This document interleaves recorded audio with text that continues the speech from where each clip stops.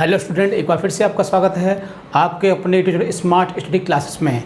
हाँ, तो हमारी इंग्लिश ग्रामर क्लास चल रही थी जिसमें चल रहा था आपका सिंटैक्स। क्या चल रहा था? सिंटैक्स। सिंटैक्स का मतलब होता है वाक्य को सही करना। वाक्य में कुछ गलती होती है जिसमें noun, adjective, verb, tense, preposition, conjunction, interjection, 11 तरह की गलतियाँ होती हैं और उस गलती को सही करना सिंटैक्स कहलाता है। तो जो आपके 11 तरह की गलतियाँ होती हैं उनको हम 1 बाय 1 आपको कराते जा रहे हैं, जिसमें हमने सबसे पहले सिंटैक्स ऑफ नाउन, फिर syntax of possessive, syntax of pronoun और उसके बाद सिंटैक्स ऑफ एडजेक्टिव। अब इसके बाद जो 5वां पॉइंट है आपका सिंटैक्स ऑफ आर्टिकल स्टार्ट हो गया है। आज आपको हम बताएंगे कि सिंटैक्स में आर्टिकल की किस प्रकार गलतियां आती हैं, आर्टिकल क्या होता है, आर्टिकल कितने प्रकार का होता है। तो आर्टिकल जो होता है वो मुख्य रूप से 2 प्रकार के होते हैं।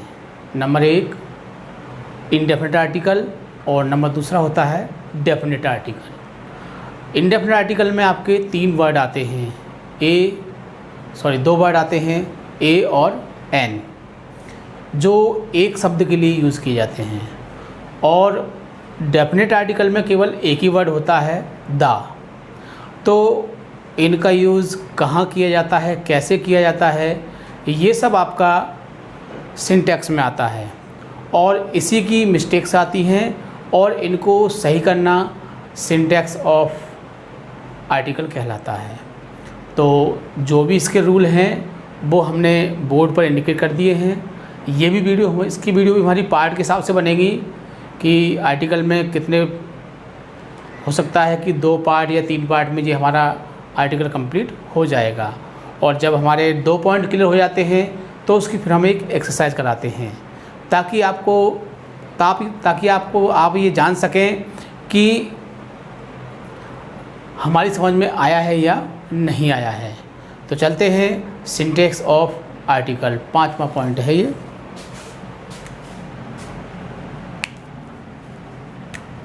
Class 12th English grammar, syntax, वाक्य को शुद्ध करना। तो 5वां पॉइंट है आपका syntax of article, part first. पहला ही पार्ट है ये और हो सकता है कि इसके 2 पार्ट बने, 3 पार्ट भी हो सकते हैं अगर रूल्स ज़्यादा हुए तो। लेकिन मेरा जो मुख्य उद्देश्य है वो है आपको समझाना। चाहे भले ही 2 की जगह 3 पार्ट हो जाएं, लेकिन आपके समझ में आना चाहिए, क्योंकि जो ये आपका सिंटैक्स है बहुत ही महत्वपूर्ण पार्ट है फॉर इंटरमीडिएट। भले ही इसमें से 2 मार्क्स का आता है, लेकिन जितने भी कंपटीशन होते हैं उन सब में सिंटैक्स ही आता है। और अक्सर करके बच्चे जो प्लग होते हैं, जो फेल होते हैं टेस्ट में, वो इसी कारण होते हैं कि जब वो इंटरमीडिएट में होते हैं वो इस सिंटैक्स को, ईडियम्स को, ट्रांसफॉर्मेशन को, होमोफोन्स को, वन वर्ड सब्स्टिट्यूशन को, इनको छोड़ देते हैं। कहते हैं 2 नंबर का है, 1 नंबर का है, क्या है इनसे। लेकिन जो आपके जॉब के लिए एग्ज़ाम होते हैं उनमें यही आते हैं और रीज़न यही है कि आप उसमें प्लग हो जाते हैं, आप उसमें फेल हो जाते हैं। कारण क्या है कि आपने, जब आपको ये पढ़ना चाहिए था इंटरमीडिएट में, आपने इन्हें इग्नोर कर दिया। और दूसरा क्वेश्चन आता है उसमें पोइट से संबंधित, राइटर से संबंधित, चैप्टर से संबंधित, कि किस पोइट की मृत्यु कब हुई थी, ये राइटर कब पैदा हुआ था, इसने कौन कौन से नॉवेल लिखे, तो ये सब आता है। इसीलिए उस चीज़ को देखते हुए हम आपके लिए दोनों चीज़ों में, उसमें हम about the poet, about the writer लेते हैं आपके फर्स्ट पेपर में, और इसमें हम इस चीज़ को करा रहे हैं ताकि आपकी जो नींव है, जो आपकी जड़ है, वो मजबूत हो सके और आप टेस्ट को बहुत ही ईजीली, आसानी से बीट कर सकें। हमारा एक यही उद्देश्य है कि हम सिंटैक्स को आपको पढ़ा रहे हैं। नए स्टूडेंट चाहते हैं सर 2 मार्क्स का है, क्या करोगे, वैसे ही बहुत समय वेस्ट होगा, छोड़ दीजिए इसको। लेकिन छोड़ने से हमारा बेनिफिट है, लेकिन तुम्हारा लॉस है, क्योंकि जिन दिक्कतों का सामना फेस हमने किया है, हम नहीं चाहते कि उनका सामना तुम करो। इसीलिए हम आपको कोई भी चीज़ नहीं छोड़ेंगे जो आपके फ्यूचर से रिलेटेड हो, उसको हम पूरी तरह से कंप्लीट कराएंगे और आपको बहुत ही अच्छी तरह समझाएंगे, ताकि आपको उस चीज़ का सामना ना करना पड़े जिस चीज़ का सामना हमने किया है। तो आप इसको पूरी तरह से समझोगे, बढ़िया तरह से, और इसको याद भी करोगे। ठीक है।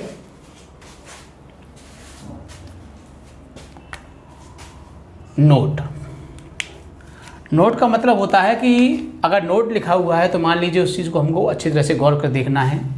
अंग्रेजी भाषा में आर्टिकल 2 प्रकार के होते हैं, ये बात आपको पता होना चाहिए। पहला होता है इंडेफिनिट आर्टिकल और दूसरा होता है डेफिनिट आर्टिकल।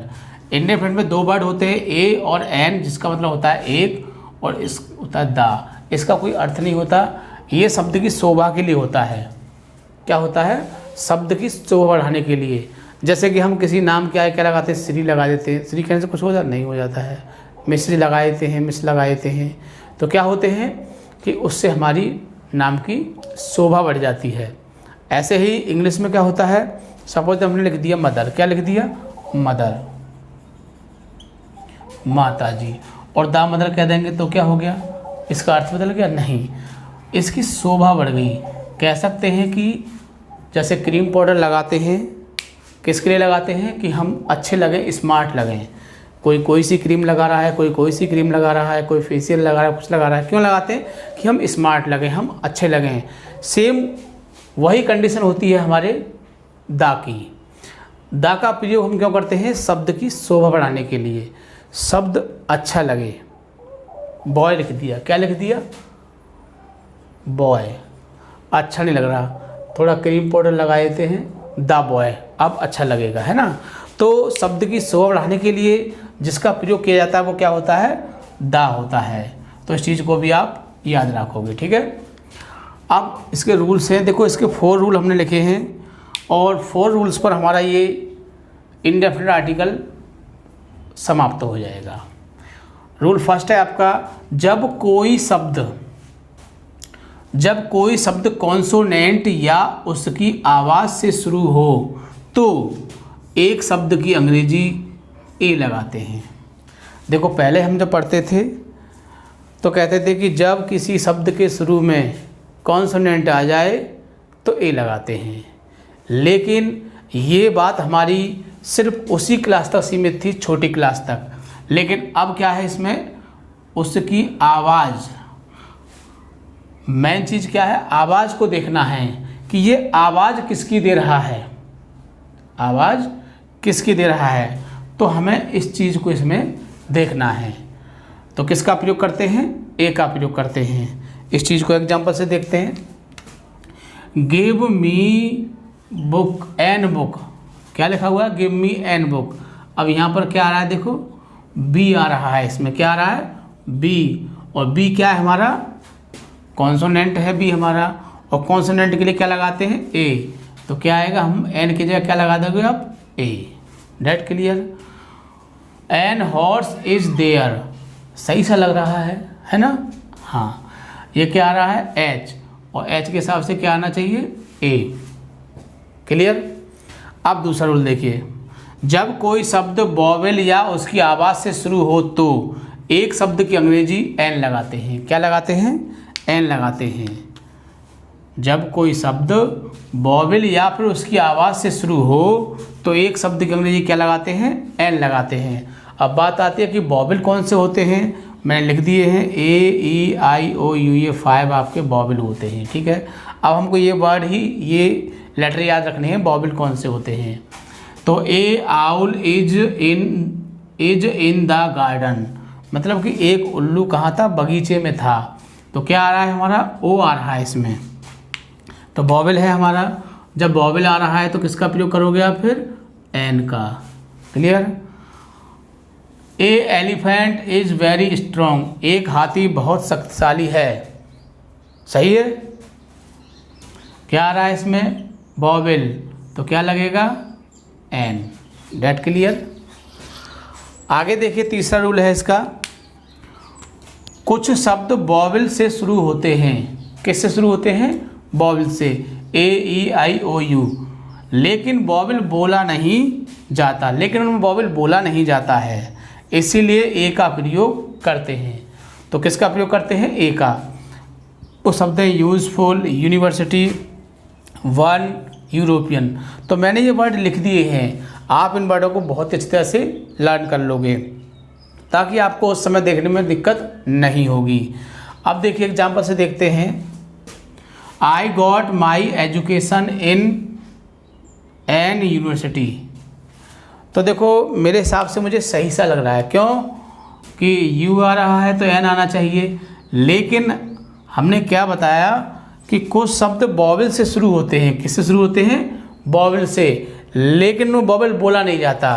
मैं इस चीज़ को देखो क्लियर करता हूँ।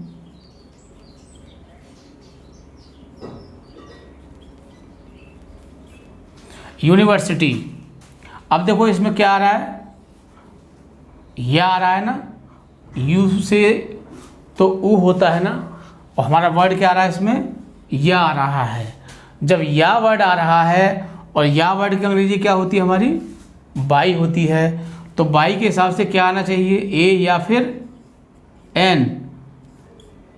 ए आना चाहिए नहीं भाई, बाई के हिसाब से अब ए आना चाहिए। तो इसी हिसाब से यहाँ पर यू दिया है तो क्या आएगा आपका? ए। हम वर्ड की हिंदी लिखेंगे, हिंदी में उसको समझेंगे कौन सा वर्ड आ रहा है, उसकी फिर इंग्लिश सोचेंगे, तब उसको हम यहाँ लगाएंगे। आगे रूल देखिए, कुछ शब्द कॉन्सोनेंट यानी व्यंजन से शुरू होते हैं, लेकिन कॉन्सोनेंट बोला नहीं जाता, इसीलिए एन का प्रयोग करते हैं। जैसे हॉनेस्ट, हावर और एयर। तो हमने 3 वर्ड यहाँ लिख दिए हैं, इन वर्डों को आप अच्छी तरह से याद रखोगे। जैसे Sachin is a honest boy. Sachin is a honest boy, सही सा लग रहा है। क्या आ रहा है? एच। अब एच आ रहा है, एच के हिसाब से सही है, लेकिन इसमें एच नहीं बोला जाता, इसको बोलते हैं हम ऑनेस्ट। क्या बोलते हैं? ऑनेस्ट बोलते हैं, मतलब कि ओ बोल रहे हैं। क्या बोल रहे हैं? ओ। एच तो बोल ही नहीं रहे हम, कहाँ से बोल रहे हैं? ओ से बोल रहे हैं। जब हम एच को नहीं बोल रहे हैं, ओ को बोल रहे हैं, तो ओ के हिसाब से लगाएंगे तो क्या आएगा? एन, और ए नहीं आएगा। एक बार फिर से समझोगे इसको। कुछ वर्ड ऐसे होते हैं जिसमें कॉन्सोनेंट बोला नहीं जाता और वॉवेल बोला जाता है, और वॉवेल के हिसाब से उसमें फिर हम एन का प्रयोग करते हैं। कुछ वर्ड ऐसे होते हैं जिसमें कॉन्सोनेंट नहीं बोला जाता, वॉवेल नहीं बोला जाता, और कुछ में कॉन्सोनेंट नहीं बोला जाता, उसमें वॉवेल बोला जाता है। तो इस चीज़ को हम ध्यान में रखेंगे कि वो कौन कौन से वर्ड होते हैं। जो कॉमन वर्ड होते हैं मैंने वो लिख दिए हैं। जैसे इसमें देखो आपका हॉनेस्ट है, आवर है और एयर है, ये मैंने लिख दिए हैं। ये वर्ड आएंगे तो इनके साथ आप क्या लगाओगे? एन लगाओगे। ऐसे ही देखो यूजफुल, यूनिवर्सिटी, वन, यूरोपियन, ये वर्ड आएंगे तो क्या लगाओगे आप? ए लगाओगे। तो इस चीज़ को आप याद रखोगे। ये अगर आपको रूल याद होते हैं तो आप इनको बहुत ही आसानी से करेक्ट कर सकते हो। तो फर्स्ट ऑफ ऑल आपको ये रूल याद करने पड़ेंगे, उसके बाद ये जो एग्जाम्पल हैं इनको आप करके देखोगे ताकि आपकी समझ में आ सकें।